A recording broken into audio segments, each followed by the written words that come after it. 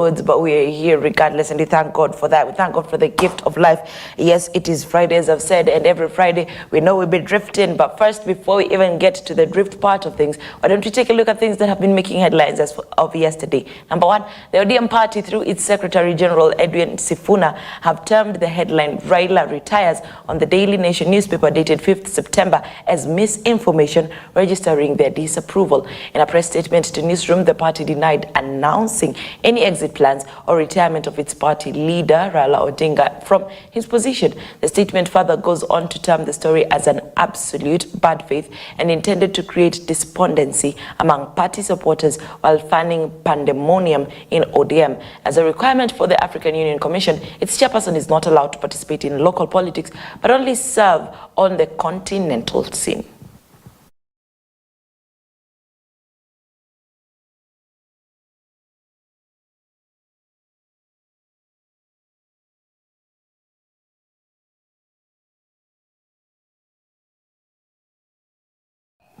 So 7 health unions have threatened to strike within the next 2 weeks if county governments fail to address their grievances, which include delayed payment of salaries, lack of medical covers, and failure to remit statutory deductions. The unions, in a joint statement read by Kenya Medical Practitioners, Pharmacists and Dentists Union Secretary General Dr. Davji Atela, outlined the challenges facing health workers nationwide. The other 6 were Kenya Union of Clinical Officers, KUCO, Kenya National Union of Nurses and Midwives, Kenya National Union of Medical Laboratory Officers, Kenya Environmental Health and Public Health Practitioners Union, KEFU, and the Kenya National Union of Pharmaceuticals, Technologists Officers, and the Kenya Union of Nutritionists and Dietitians.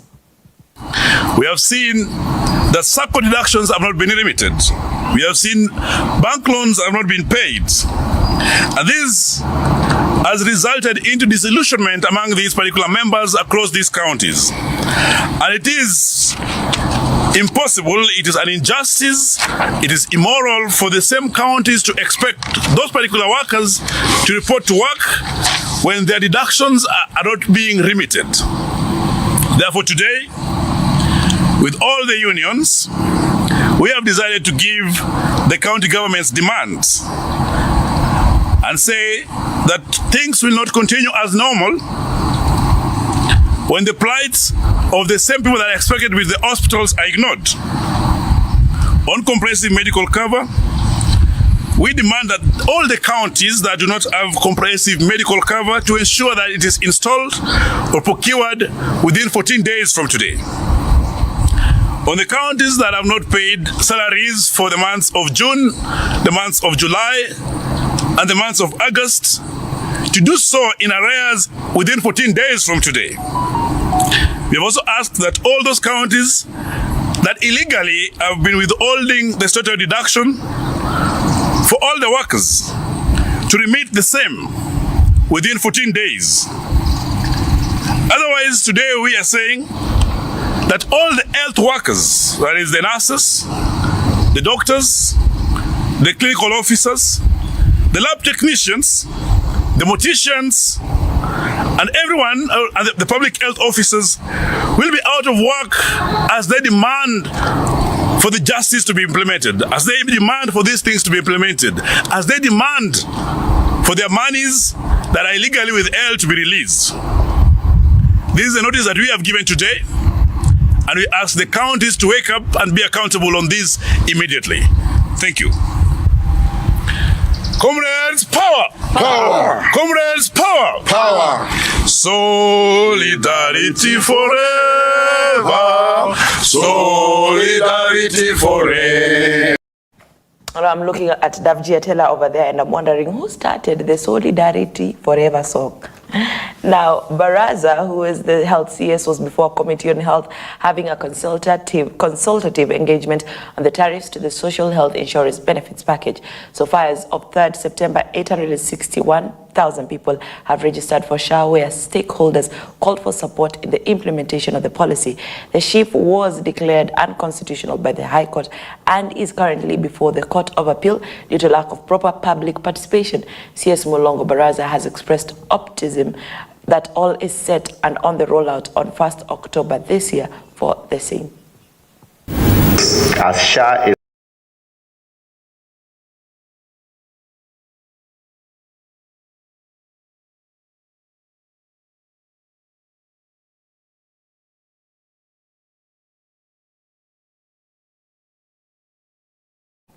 We do apologize for that. We shall see whether we can get that piece of information on some later time. Now, and to some very interesting news that I think we're going to touch on the drift today. Acting Inspector General of Police Gilbert Masengeli failed to appear in court as expected with regard to the allegation of disobeying court orders. The court was told that the acting IG was away for a workshop in Mombasa and could therefore not attend court. This is the third time the acting IG has failed to present himself before the court as ordered.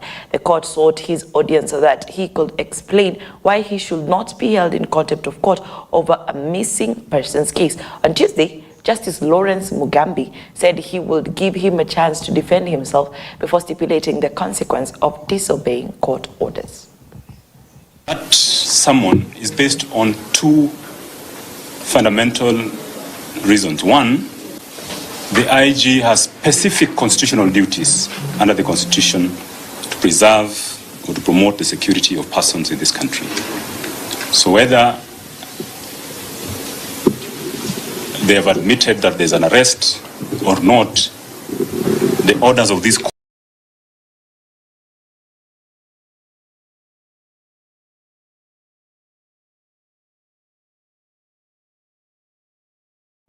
Now, following a string of exposes by lawyer turned activist Morara Kebaso, who has personally documented numerous incomplete or abandoned projects, frequently filming the sites himself, the government plans to conduct a nationwide inspection of development projects initiated by the head of state. Now, the government spokesperson Isaac Mora made the announcement during a Thursday media briefing following several reports revealing abandoned projects and widespread corruption. Mora stated that officials from the Office of the President will conduct comprehensive assessments across all regions to assess the progress of these projects. Kebaso has been harshly critical of President Ruto's administration, accusing it of either failing to initiate projects, allowing them to stall, or completing them despite what he calls a massive looting of public funds. Has reviewed and increased the salary of police constable from a basic salary per month at entry. At entry, we mean a fresh constable who have just left college. From Kenya shilling 21,645 to 25,645. Constable will earn a minimum monthly gross salary. This is gross, including all allowances, of Kenya shilling 50,145 up to a maximum of Kenya shilling 69,640. Inspector General of National Police Service, Mr. Gilbert Masengeli, was asked by this commission to peruse the files of officers and identify those aged 53 to 59 years without any disciplinary faults and recommend them for promotion on merit. Now that's right there, the National Service Police Commission, which announced an increase in police officers' salary that will see law enforcement officers earn more than they are currently taking home. Speaking during a press conference on Thursday, NPSC Chairperson Eliud Kinuthia announced police constables are in line to receive 4,000 hike from 21,645 to 25,000. The increase allows consultations with the National Police Service, with Acting Inspector General Masengeli recommending promoting and an increase in salaries for his officers. Now that marks the end of that portion of Morning Live, and now we get to the second part, which is the newspaper review.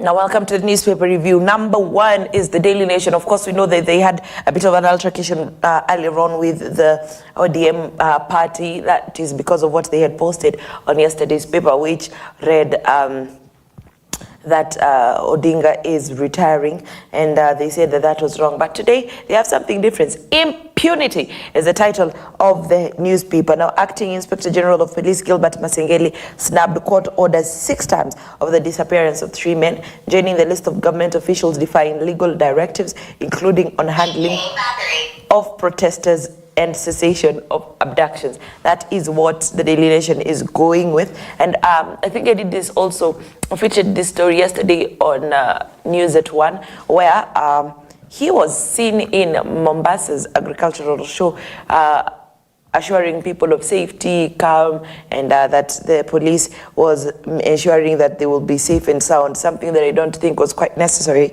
It is their duty to ensure they're safe.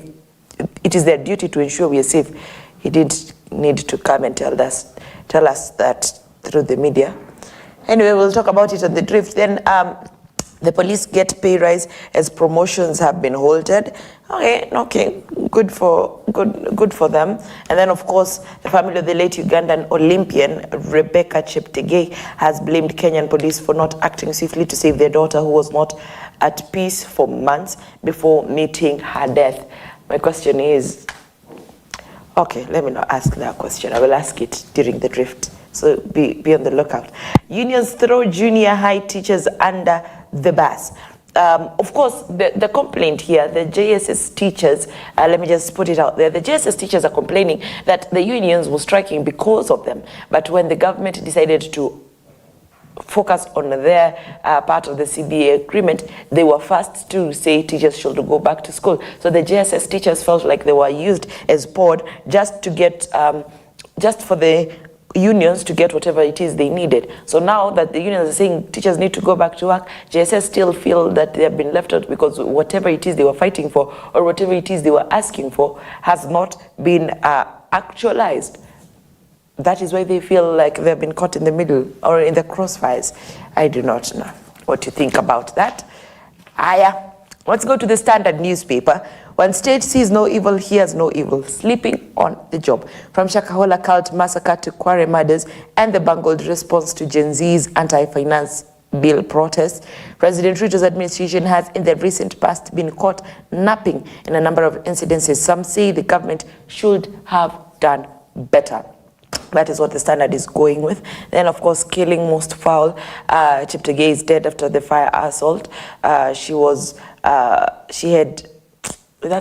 That's just bad. She had 80% burn wounds all over her body before she was declared dead. That happened yesterday. Now, will Raila be the CEO of presidents? That is the question they are asking. Then pay boom for police officers, of course. Harambee Stars AFCON acid test.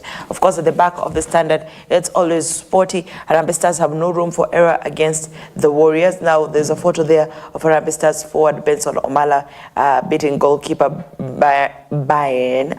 Ban, I don't know. Maybe Manu will help me read that name. B-Y-R-N-E, Birne, I don't know, Omondi, during a training session at Police Circle Stadium in Nairobi. That was on Sunday. Now, today's 2025 AFCON qualifier matches. Today at 4 p.m., we have Kenya versus Zimbabwe. And then at 7 p.m., we have DRC versus Guinea, Sierra Leone versus Chad, South Africa versus Uganda, and Togo versus Liberia. At 9 p.m., we have Morocco versus Gabon. At 10 p.m., we have Egypt versus Cape Verde, Ivory Coast versus Zambia, Mali versus Mozambique, and Senegal versus Burkina Faso. Out of these teams, I support Kenya, DRC, Sierra Leone, of course, South Africa. I'm not supporting you, Uganda, because you took Cheptegei from us. And Togo versus Liberia, let's go with Togo. Morocco versus Gabon, I don't know, that's quite a fix. Egypt versus Cape Verde, of course, Cape Verde. Ivory Coast versus Zambia, nakufa na Cote d'Ivoire, ama Ivory Coast. Then Mali versus Mozambique, Mali for me. Senegal versus Burkina Faso, Senegal for me. I don't know. But that's just me. I don't know about you. Then we have the Star newspaper, spotlight on Rigathi lavish foreign trips. Despite radical austerity measures, state overshot expenditure by 10.19 billion in the last financial year. Yeah, tafakari ya babu. Then Horabans Herbal Marathoner heated disputes. That is according to the family. Then there's a photo there of Olympic marathoner Rebecca Cheptegei and her former boyfriend Dixon Diema. Kore woman's family to bury just half the body. And then we have Raila is in ODM to stay, says the party secretary general. This is in, of course, retaliation to what the Daily Nation had posted earlier on. And then at the very back, we have enough depth. That is Stars coach Virat unfazed by injuries ahead of the Twin Cup of Nations qualifiers. That is all we have for the newspaper review. My name is Consolata Chibalonza. Will be coming to drift away. We have a lot of stories in store, a lot of controversial stories. Some which I have mentioned, others unmentioned. Stick around for the drift. It's gonna be drifty. See you in a bit.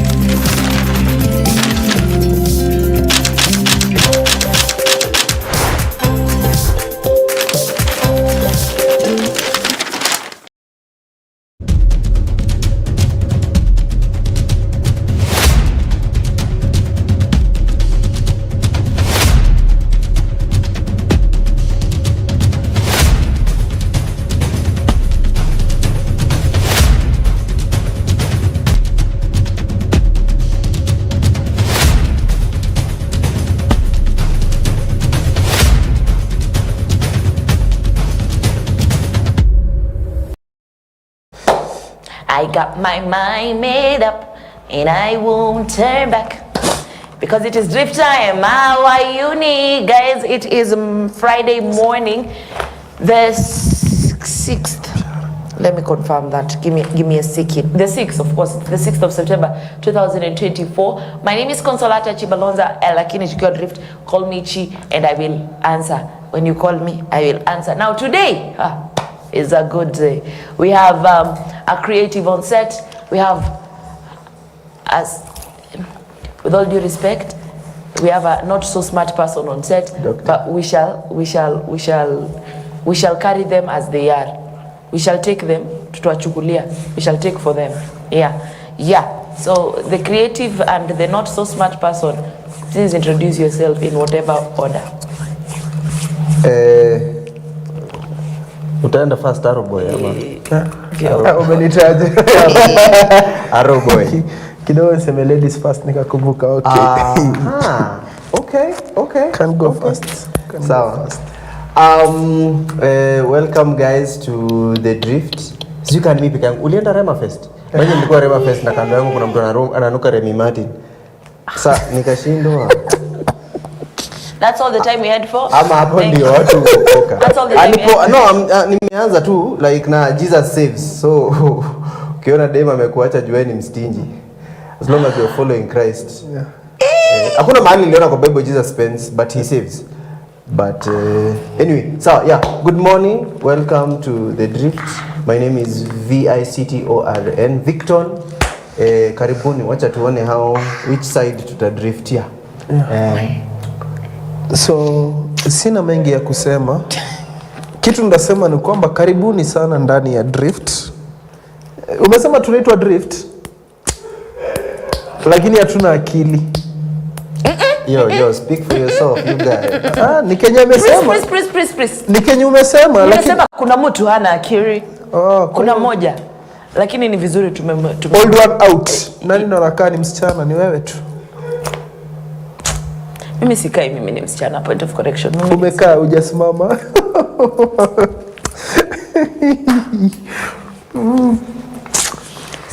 So sorry guys. Hata hajasema jina yake but we know who is who. Doctor. Yeah. Unajua leo nimevaa hii, sijui ni t-shirt ama ni shirt. Ni t-shirt. Haiko tu sawa. Hizi zenye wasio uvaa kwa chemist. Usijui kama ushaenda kuandikiwa dawa. Asi kwa chemist. Kwa chemist. Au kuangi physician, pharmacist? Nilikuanga kitambo. Ulikuwa? Nikiwa shule. Alafu ukaachana madawa. Mali nilimaliza form 4. Kijana? Tuwasane miadarati. Mushkila. Ndio mwana kijana? Kijana anaendelea sana. Mushkila. Kijana? Liona nywele na ni kama zake zimemea. But tuendelee. Zake zimemea sana. Tuendelee. Over back to you. Hiyo Liona alifanya concert fulani watu wamejaa anaruka hapo hivyo. Alafu mtu akaandika hapo chini nini? Embarambamba in the making. Anyway. Okay. So, watu kijana anaendelea kama sasa yako na production yake. Unaona amesign msanii. Ala. Wakatoa wimbo lakini sijui alikuwa na akiimba alikuwa na shout. So sikuelewa juu sauti yake iko juu sana hadi kuliko beat. So apart from dem yake kuna mtu mwingine ako under him. That's interesting. Anyway, mtakazana. Anyway, everyone needs a head. Nini? Kiongozi. Hata kama kiongozi yako na nywele fake. Unajua akili nywele na weave ni extension. I mean, inanika. Stop. No, bro, stop. Cheza kaa wewe. Please, no. Spare us, please. Please forgive us. We are sinners. Nisema weave ni extension. We are sinners like hatuna. We are sinners. Okay. Lakini mbona mvaingi nywele za watu wengine? Mna feeling aje? Asa wewe shwali unafikiria weave zote ni nywele za wengine? Weave ni nywele. Ama hata wahenga walisema nywele ya kuwazima ama ilikuwa suruali. Haisitiri kisogo. Sana kama uko na kisogo hizi. Unajua hizi kisogo zinakuwa kama ngovo. 5 bob iko na kona zingine nika kona sana njugu venye na kanga hapo nyuma. Nika ushaona hii kisogo ya mic sorry. Guy mtu yeye akiwa hapo chini akiangalia hiyo ndio anajua ni saa ngapi kulingana na vile kisogo ina clock na shadow ya jua. Mami ni saa 4 pinduka ni saa 5. Venye na point. Simpoleni guys. Simple boy. Keep it simple. Yeah, kwa hizo manywele just keep it simple. Tuko na wewe bana. But siku hizi kuna ma style mingi. Upate ameweka nywele aje. Kwa tu sasa. Wewe sasa tumeanza kuongelea simple boy. Na haja lipia hii nini? Hebu turudi kwa vitu tunani. Sorry. I'm sorry guys. Msijali they are healing. Let them heal. Hey. Mimi nikiwahi wakosea just come and tell me wakosea msaini chongo. Jana. Uliachwa? Jana. Why? Ati kwa sababu alisikia nimesema kwa radio I'm single. So. Sasa kwa nini ulisema wewe single kama ulikuwa na mtu? Unajua pia kuna place zingine ukienda kuna vitu zingine ufai ku unasema kila kitu. Sawa? Enemies watajua move zako zote. Sasa but ni sawa. Na kuombea mema mali unaenda. Ayopo utapata mzuri kunishinda. Atakuchapa. Speaking of relationship, kuna mtu aliashwa moto to death. Now this story is very sensitive in the fact that it is a life lost. Yeah. But I want us to like close our eyes a bit on the life lost part of it. Number 1, Rebecca Cheptegei is a Kenyan who was running for Uganda. Lakini sasa Ugandans wanasema Kenyan police failed them. Mkichukua Cheptegei wakimbililie, hamkufikiria mnafaa kumtunza na kumlinda. Ama alikuwa tu mzuri wa kukimbia na kumtunza. It doesn't matter. Like kama ni Mkenya alimchoma, waachani na sisi to deal nayo. Si ati sasa waanze kusema Kenya's police failed sijui nini. Alichomea upande gani wa border? Kenya. Upande huu. So Kenyan police failed them. Sasa si mbona Ugandans wanaongea? Them who? They talk as who? Najua Uganda tu wataendelea kuongea. I can see their point, but hata how they should take responsibility. Ndio nauliza alichomewa upande gani wa mpaka?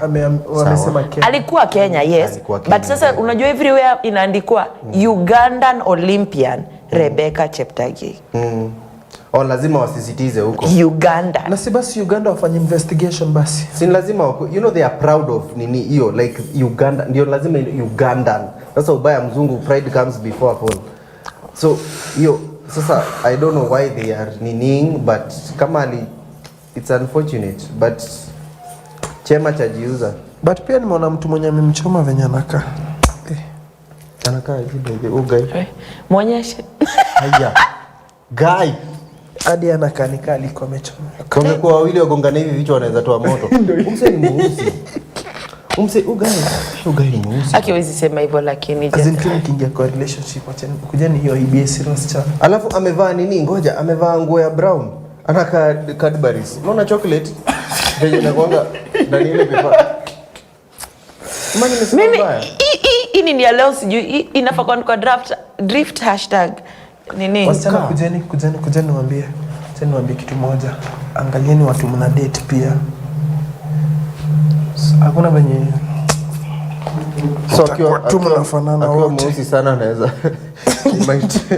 anaweza choma.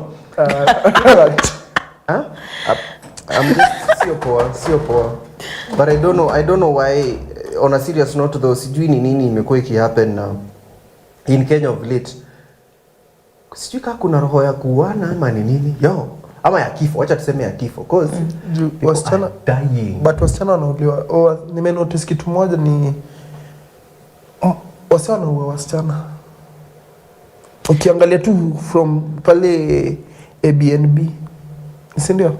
Inaitwa Airbnb. Ni Airbnb. Hiki tu tutakufundisha paka lini. Manu kama una watch Drift, of course una watch. But Manu fundisha brother men Airbnb. Na kwa hiyo show yenyu. Unajua shida ni situmiangi hizo nyumba. Niko na kwangu. Oh, okay. So unajua kitu yenye utumiangi uwezi kuwa familia nayo kila saa. Yeah. Okay. So ukicheki from that day as in mamanzi tu as in pia angalieni tu watu mna date tu DJ Light. Ebu niulize, what happened? Does anyone know what happened? Like, the fighting was due violent. Kwanza babake anasema okay, this is where the police, kwa nini jina police inatumika kwa hii story. The guy was fishy at first from day one. Anaka fisherman. Mimi ndio nataka kujua. Wala anaitwa Andrew. Ama ako juu ya mneti. Ako juu ya mneti. Endeni home sasa mkiwa wawili. Endeni home. Ati anaitwa aje? Si Andrew alikuwa nini? Simon Peter Andrew. Alikuwa fisherman. Anyway, ni Andrew ama Dixon? Mimi sijui. The guy anaitwa Dixon. I played the fifth. Dixon Diema. So, the guy had fishy behaviors. Number one, sijui Cheptake was traveling from where to where. And then throughout the journey, the boyfriend alikuwa anawafuata nyuma. So the father reported the matter to the police and said, it's weird how you can follow someone kwa journey. It was a long distance. Kumbuki the exact to and fro destinations, but it was a long journey. Na the boyfriend alikuwa anamfuata hivi mienda mwendo wa aste. So the family reported to the police. Then the police were like, it's nothing, and kufuata mtu si vibaya unless uko na intention sijui nini. Nini yenyu iko substantial, amna substantial evidence sijui nini. The girl wanted to buy shamba yenye iko karibu na the athletes training ground. Right? And hapo ndio bond of contention ilianzia. So I don't know whether they were fighting asibai land huko ama alikuwa na fight land kwa ndani yake. I don't know exactly what the fight was for, but kulikuwa sasa na hiyo mvutano between the girl and the boyfriend. Which led the parents again to go back to the police and said, huyu mwanaume anasumbua msichana wetu. Swali changu ni je, Rebecca Cheptake mwenyewe ashaienda kufaila complaint kwa polisi? Ushijipata kwa ile relationship yenye unasemanga unapatanga msia mtu unachapwa but the next day anakuja na kuambia love is blind, mimi bado napenda mtu. Ushijipata hivyo? As in bwana yako anakuchapa but kesho unasema bado unampenda. ata change. Mimi nataka kuambia wasichana kitu tu moja, mke mkijua kitu moja. Mse mwenye anakuchapa hata why change, ataishi amekuchapa na at the end of the day atakunyonga. It's a fact. Wacha hata mimi niambie wanaume, mwanamke anakutukana na anakukosea heshima, ataishi kukutukana na kukosea heshima. It's a fact. Yeah. So angalieni watu wenye mnakaa kwa relationship. Na mimi acha sasa niambie wanyama wote. Hadi ni mnyama. Go to the zoo. And that's a fact. Pia mimi. But before hata nifunge story, kuna hii news sasa imetoka kulingana imechibuka femicide. With the same heaviness that I condemn BLM. Me, I'm not a supporter of Black Lives Matter.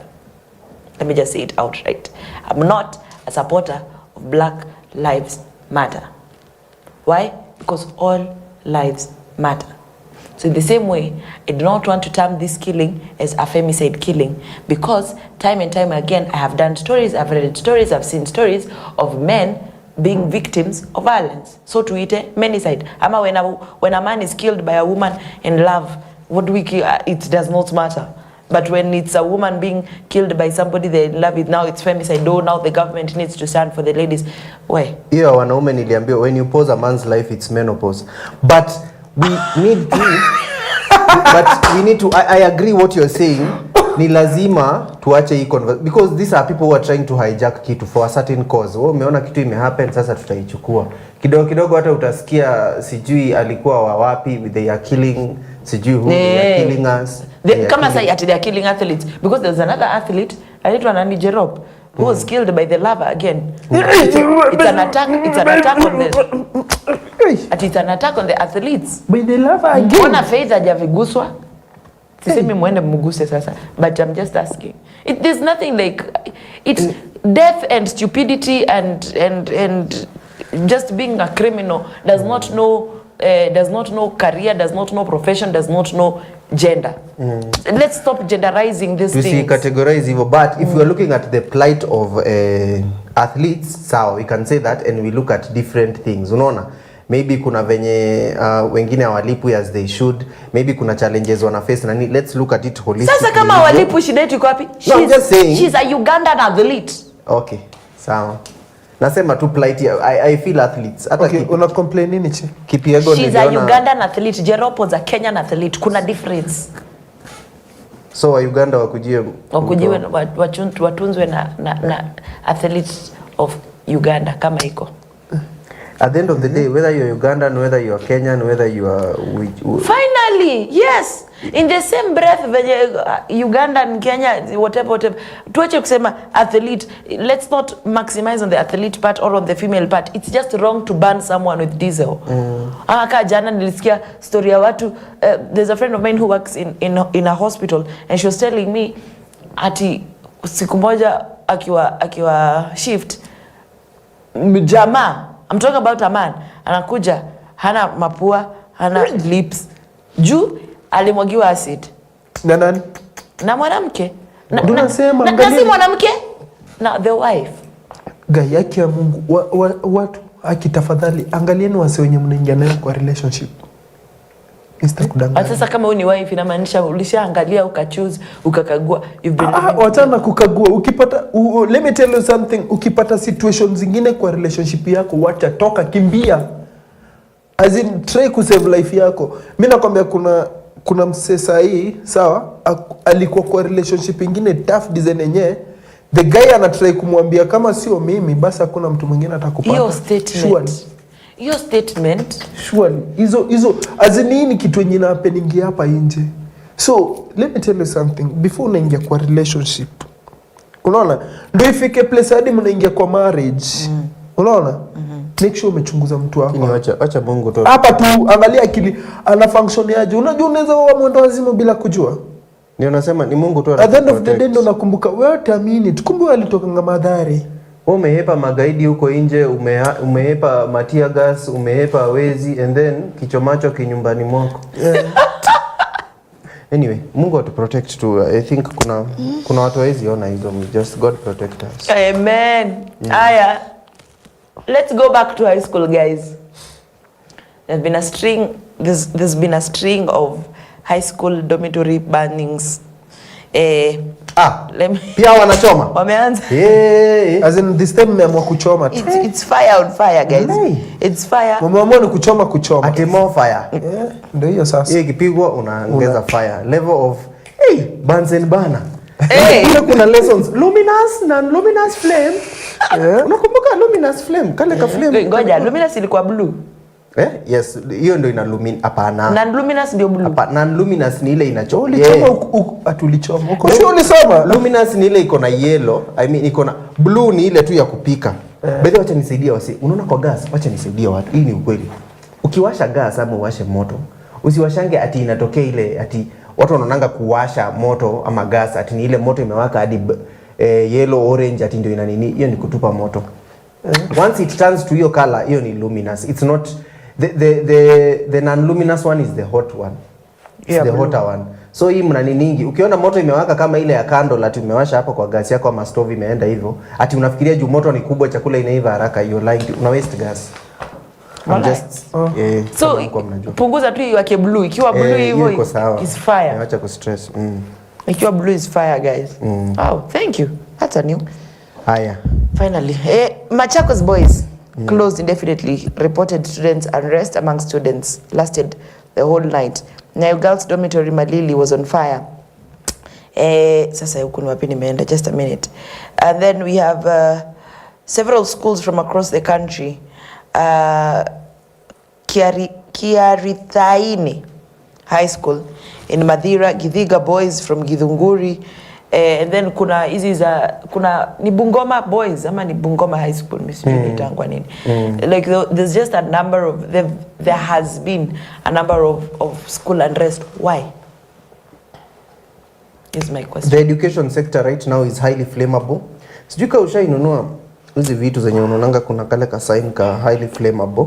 Kuna hiyo and it's because of many causes, but kuna ripple effect. Sijui it happens in Kenya. I don't know why we thought that after maandamano watu wenye hiyo maandamano like kuna kitension tu na hiyo ndio kinaenda kinakuja huku kwa kwanza, and these are the generations that are seeing.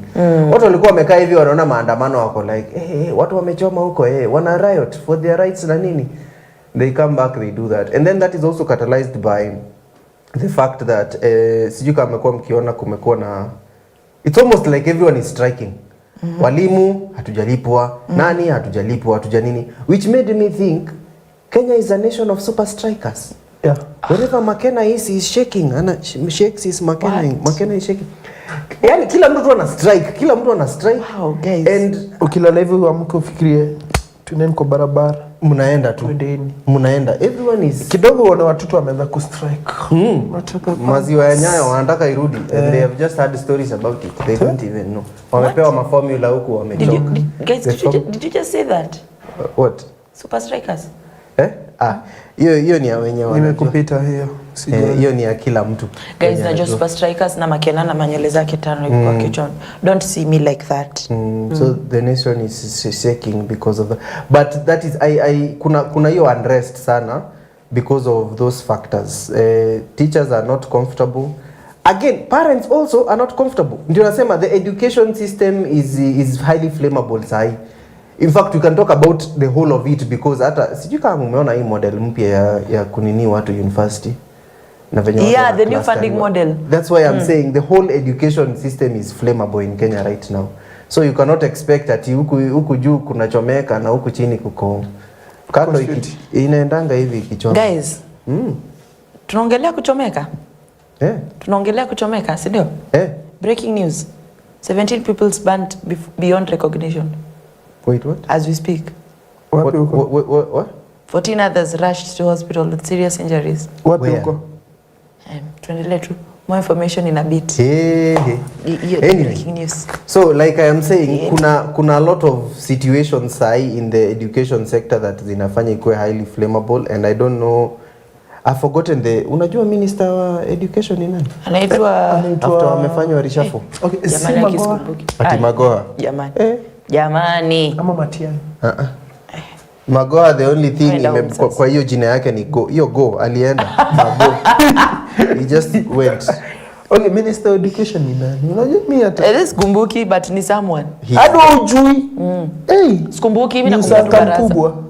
Hajasema kitu sahi mwenye anakanika ndio Minister of Education sahi ni PS Belio Kipsang. Which kwanza speaking of which na hata ilikuwa ni kwa story Belio Kipsang alisema ati third term kusikwe na prayer day, kusikwe na visiting, kusikwe na anything ati to help curb cheating in schools. Fire incident occurred at Hillside and Arasha Academy. Wow. Na ndio nimeanza nikisema I think kuna kiroho tu kifo. I don't know what wase tuombe man. Watu wanakufa. Sasa tujue kwa maombi. Iko Nyeri. Senseless. Yeah, it's a deadly Nyeri school fire. If not road accidents, people are killing in their houses. Shule ndizo ziko na unrest. Na kama wale tunaogopa ku travel. Ukweli. Unless hata na madereva mnaendesha aje? Kuna watu walitoka hapa kidansile anguka naye. Kafika kaanguka. Wallahi. Kaenda hivyo. Ushiko kwa gari, dereva anaendesha gari hadi unashindwa. Kwani stage ilikuwa ya binguni? Ndio hadi unashindwa. Yaani dereva anapeleka I don't know. Tutaomba tu nini because tusaidiwe class mali nafika. Guys, poleni sana. Poleni sana. In case you're joining us right now, there's some breaking news. I think I'm still stuck there. 17 people's burnt beyond recognition in Nyeri, Hillside and Arasha Academy. 14 rushed to hospital with serious injuries. The school is on fire. Like it's 8 guys. Watoto, if it's not a boarding school, like leo asubuhi tu umeachilia mtoto kwenda shule. Hata watu nahurumia sasa ni wazazi. Yeah, true. It's very hard. You have a very hard time trying to traverse this concrete jungle we call Nairobi or wherever you are at, trying to make ends meet and to do that also for your child.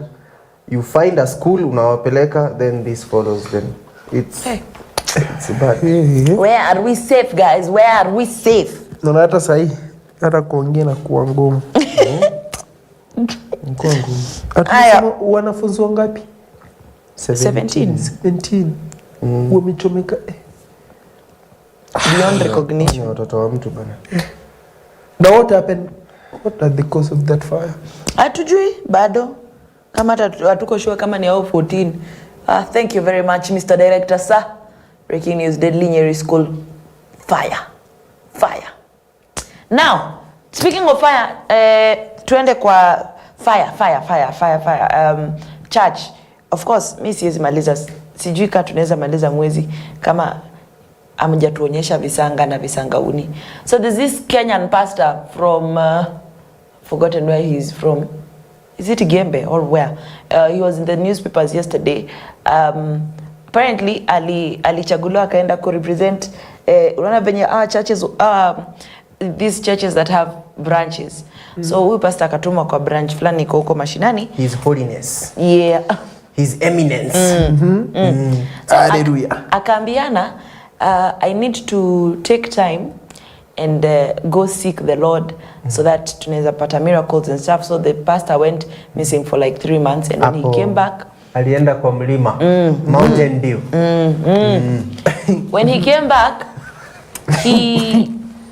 back he started some rituals kama kuchinja kuku, anafu kuspray watu hiyo damu, kuosha miguu ya waumini.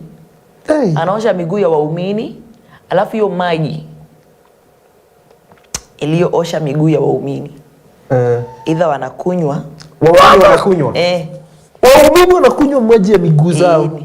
Either wanakunywa ama maji hayo yanatumika kupika chai ambayo waumini wanatumia kikombe. Let me just start with this like tuanze tu hivyo. Guys, importance of having clean feet. If it comes that gun to your head ni lazima ukunywe maji ambayo imeosha miguu yako. You better have clean feet. Mahali uliambiwa ati maji hizo wewe. Viatu ati sijui mahali unakanyaga ni sasa si mguu yako peke yako. Sasa hapo ndio shida iko. Sawa?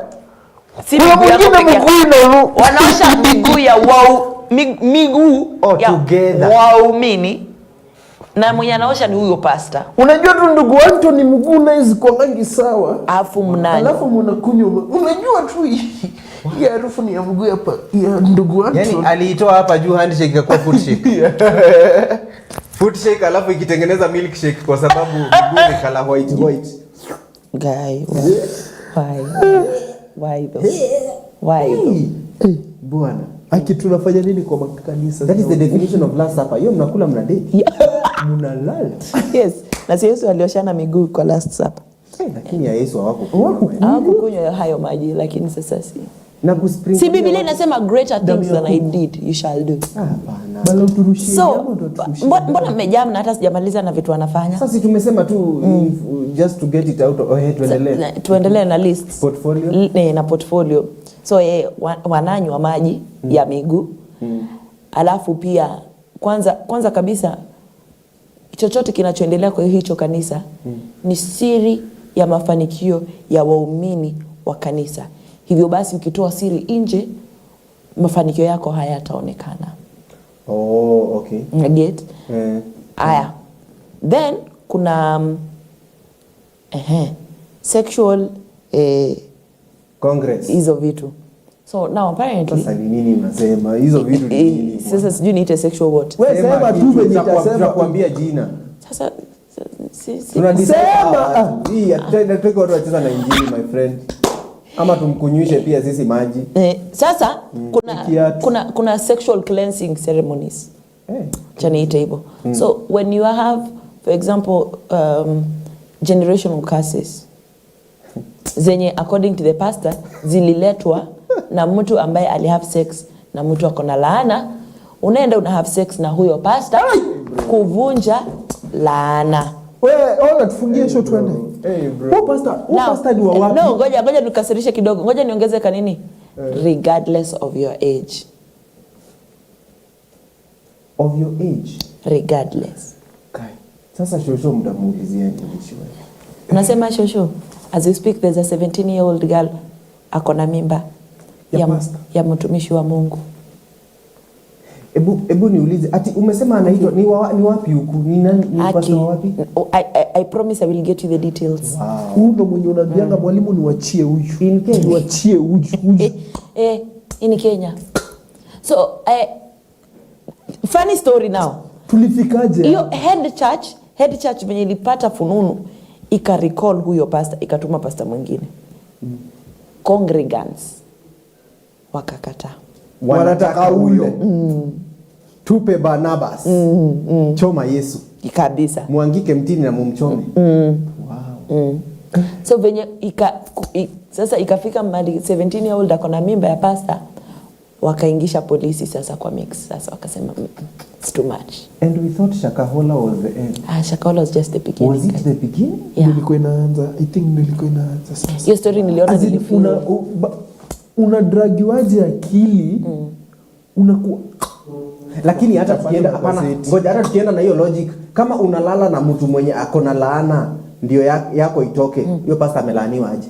Kama amelana hawa mnamwachia hizo laana. Sasa yeni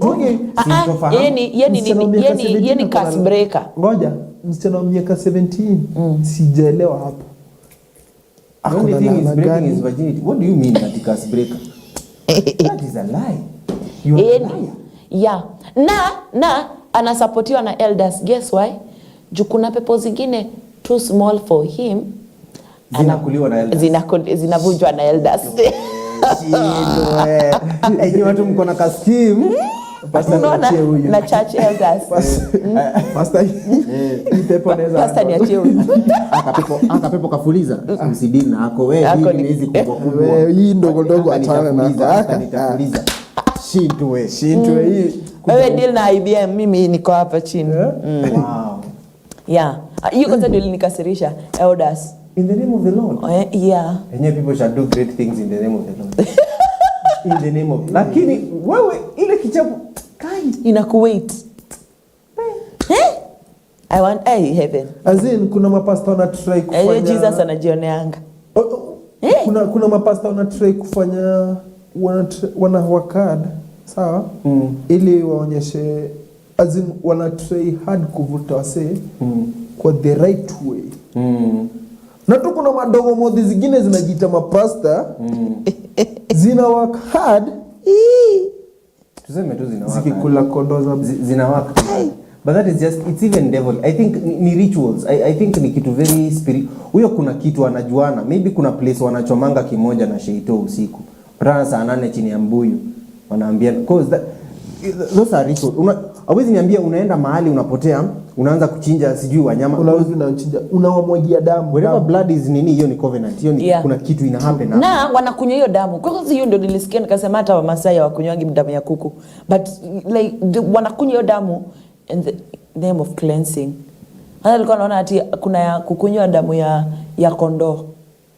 Juu Yesu ni mwana kondoo. Wow. So do this in remembrance of, like do this in remembrance of me. Yesu mwana kondoo. So nyinyi mkiekewa raibina na nini na zesta.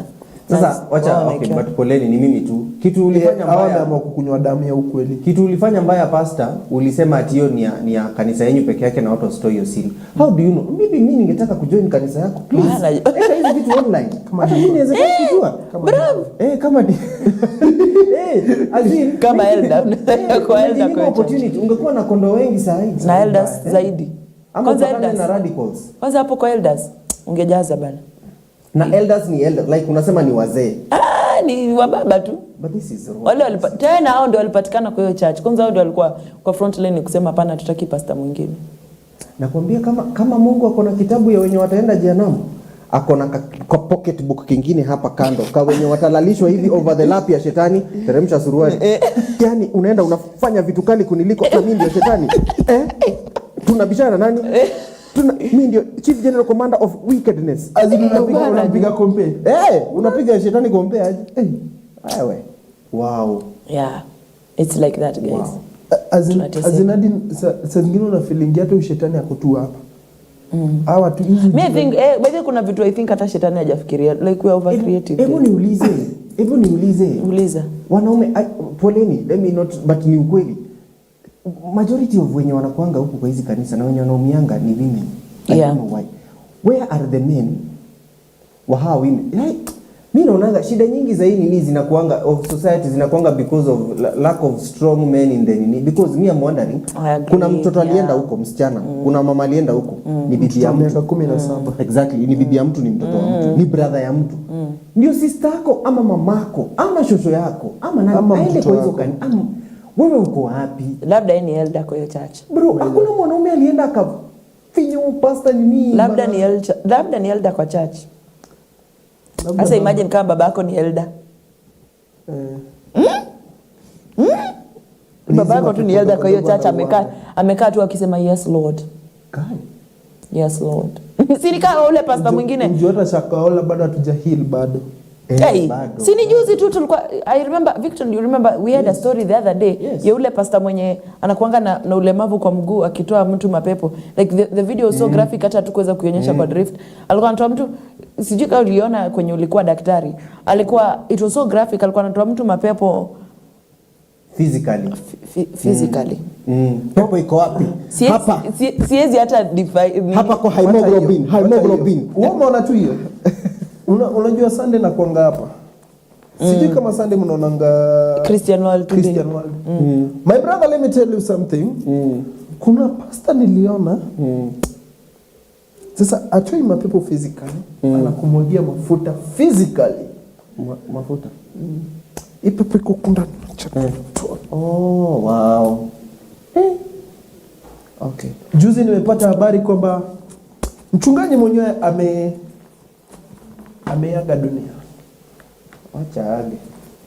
Acha tu sasa. So huyo hatuwezi sema ameenda kukaa kupumzika. Ama vita wanazopigana ni za kimwili. Zao sio za kiroho. Zao za kiroho ni kama ni kiodofisi. Kuna mwingine akatembea juu ya hewa. The last airbender. Acheni niwaambie Lakini sasa for real. How comes kamera itakuwa hivi ukitembea normal? Alafu sasa unatembea juu ya hewa ndio kamera inaenda kwa mguu. No, it's a spiritual angle. Alafu unajua inatembeaje?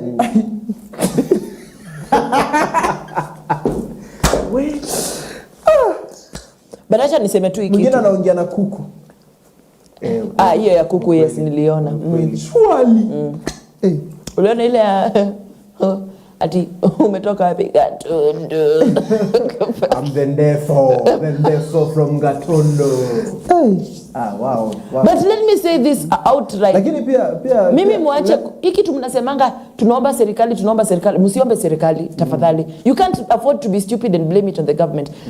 Mnataka serikali ifanye nini? Sasa mnataka Ruto akue akiingia kwa kila church, akae akisikiza akisema wewe hapana, shut down this.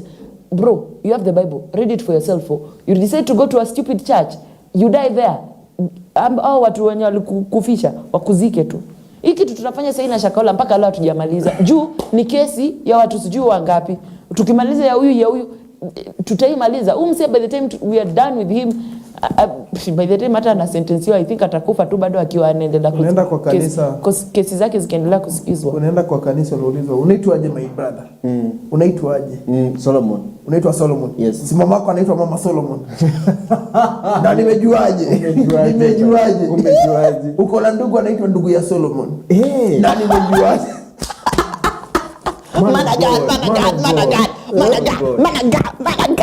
Unaishi kwa nyumba. Kwa nyumba ndio. Ulijuaje? My lord. Nyumba yako iko na mlango. It's over. Kando kuna dirisha. Unajua Yesu anabisha wapi kwa hiyo mlango? Anyway, enda nyuma ya mlango. Nimesikia hiyo. Kuna mlango ingine. Na nimejuaje? Surely. Let me tell you guys, it's bad. Things are just you decide to be stupid. I'm saying it out confidently. You decide to be stupid. Utazikwa tu na wajinga wenzako. As in guys, jisomee Biblia yako. Unaona? Like jitafutie Yesu. Pazia ilipasuka mara mbili. As in jisomee Biblia yako ujue na uende zile church yenyewe wanafunza about Christ. Wacha kwenda ile church tu yenye unapata tu unaambiwa sio unaitwa mama nani. And if your religion is so good, why should it be secret? If it is so good that mnaambiwa that hapa ndio kuna miracle, this is a secret that people mbona watu wengine why is it so closed? As in tunakanga wajinga saa zingine. Tunakuanga wajinga saa zingine sisi kama Wakristo. As in tuache kubeba ujinga. Ukiona hadi ule pastor mwenye ameua watu, aliua watu karibu wangapi? Hapa Shakahola. Sawa? As in, we pastor tu anakuambia ufai kukuna kula na pastor anakula. Alafu sasa in prison akanyimwa chakula kaanza kulia. Akateta. Mimi nataka kuambia tu serikali kitu moja. Hatuwezi kaa hivi. Kama ni hivyo basi mtu uwe mapema tujue. Imagine. Hakuna venye tutaka huku ndani mnatunyima hadi maji ya kuoga. Na uli kunaambia watu wenzako wa fast. Hapo ndio unaanga venye unabeba ngojinga. Anyway, time is up. Director 5 minutes na tumemaliza. So, nataka tu tuongelee historia acting Inspector General Masengeli. Masengeli anaitwa na court. Anaambiwa anafaa kuwa kotini anafaa kuwa kotini. Anatuma chief sijui nani aende ambie koti ako busy Mombasa. Koti inamwambia I don't care. Nakutaka kwa hii koti today at 3 p.m. Masengeli goes ahead to call the media. This is his statement kwa media. I'm grateful to all who have attended the Mombasa Agricultural Show, and I just want to tell you that it is safe. We have ensured that the police are on ground. You're free to come, and everything is well catered for in terms of your safety. Kiswahili, paper 1, grade whichever. Jina Gilbert liko katika ngeli gani? Ya Mase. Hapana. Mase. So I don't know why this guy has been summoned all that time. Because na hajaenda. I know why he has been summoned, but hajaenda. Aya, mwambie why tukienda. Due abductions. Yes. There are people who have been missing from hadi June. Kuna mtu hadi sahi from June hajaonekana. na hajulikani. This guy is being summoned to pay nini na nini, he is not. This thing, let me honestly, it falls squarely on the president. Without a lie. Huyu ni mtu mwenye ulieka as acting. Ako hapo na anaitwa hadi na koti. Akuje afanye nini? Give us info. Like tell us. Hata niko tu apea na information bana. Si angeenda tu hata aseme tu basi sijui. So you're so busy, like Kenya sai is such in a bad place, like hata hawezi kuja. You cannot spare 5 minutes. 5 minutes. Alafu kitu unafanya nini? Ako Mombasa alafu kitu anafanya nini? Ni kutuambia tu venye it's safe. Bro, whether you tell us or not, it is your duty, it is your responsibility to make sure that the event is safe. Stop pretending hapo kwa very busy finishing on other national security issue. Enda KDF upigane ama basi uende Haiti upigane tujuko very busy. And to our president and politicians, please, and mwache kutudanganya that no one is above the law. Clearly. The law is to maintain some people and others are above it. Mwache kutuambia that we are all Kenya, we are all the same. We are not. We are clearly not. You have burnt kuna wazii na kuna sisi wengine mainzi. So mkitaka kunini hivyo, but just know that the house fly on the wall sees everything and knows everything. So hiyo mkiendelea kufanya hivyo utaona like wow. Yeah. By the way, news, it was just Masengeli 6 times. 6 times. 6 times. Unaitwa na koti 6 times. Story ya wase kutekwa kwanza ina boo as in 6 times unaitwa na koti. Alafu, so this was the question. If the court orders for your arrest, who will arrest you? Ndasi juu. Anact. Mara 6. Hata wa Nigeria kwa movie zao wanaitananga mara 3. Masegeli. How many times did I call you? 3 times. 6. That is the end of the drift. Thank you very much for watching. Now, if you're joining us, 17 pupils confirmed dead from a Nyeri school fire. 14 others rushed to the hospital. They're still nursing injuries, and we do hope for quick recovery and better results. This fire is just bad. It's today morning at school in Nyeri. It was Hillcrest something, yeah. It's Hillcrest in Nyeri. The school is on fire, and 17 people have lost their lives. Yeah, okay. Sorry, let me just get the name of the school. Hillside, it's not Hillcrest, sorry. Hillside and Arasha Academy. 17 pupils have just lost their lives. 14 others rushed to the hospital. It is the end of the drift. Thank you very much for joining us. Semeni yokwaheri stuendeni. Semo wants to kill me. Tuanze ladies first tukimalizia. Ladies first. Nitafunga show guys. Oh, sorry. Men before. Anyway, it's been real. I don't know, because of that news. It may end to on a sad one. I had very many things to say, but I will finish with this. The power of observation lies in the observer not looking away, even when whatever they are looking at is not pleasing to their eyes. So I feel like Kenya side tumekuwa a very observant nation. Kuna vitu nyingi sana tunaona, even if we don't want to see them, we are seeing them. Please, let's not look away. Wherever there is rot, there is filth, there is something you don't like, look at it long enough and you will figure out how to deal with it. Yes, that's me cutting short. That's it. Zambia ma DJ later wote hapa nje. As in kenye mnafanya si fiti. Mnafanya sahi hapa nje. As in watu karibu. Huyu ni mtoto wa mtu. Ni anko ya mtu. Ni sister ya mtu, brother mse. As in before ufanye kitu, make sure you think twice. Kuange na akili. But si fiti, mimi hata nimeshindwa kuongea for real. All right. Thank you very much, Alan. Thank you very much, Daktari. Thank you very much, Victor, for your time. Chi is my name. See you at 1 with more news on the sad story. But for now, get ready for the leadership show, which is coming to you in like 20 minutes from now. Na pastor mwenye alidanganya watu. Tutapatana. Bye. Good night. Goodbye. Goodbye. See you. Na mnitafute kwetu.